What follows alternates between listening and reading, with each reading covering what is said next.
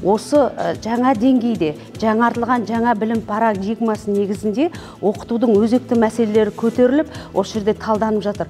Осы съезден кейін осы пікірлердің бәрі есепке алынып, тарихты оқыту пәнін, тарих пәнінің құзыретін көтеру туралы тұшымды пікірлерден кейін жақсы бір министрлік тарапынан үлкен бір бағдарламалар жасалып, сол жүзеге асатынына сенім білдіреміз.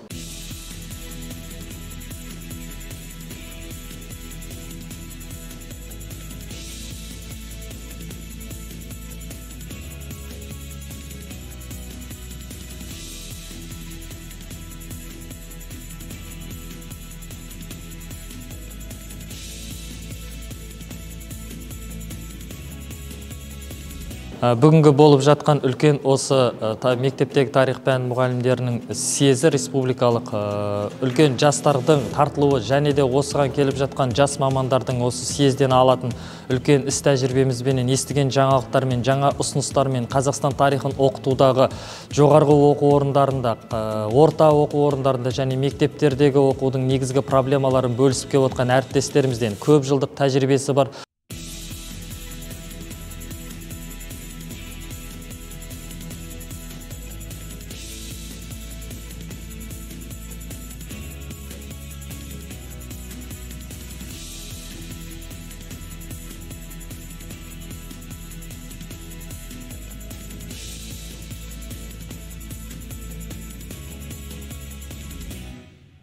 Негізгі секция жұмыстарындағы көтерілген тақырыптар республика деңгейіндегі тарих пәнін оқытудағы бүгінгі таңдағы актуалды проблемалар жақсы күнге қойылған. Сол күн тәртібіндегі ұсыныстардың нәтижесінен біз жақсы бір қор аламыз деген үміттеміз.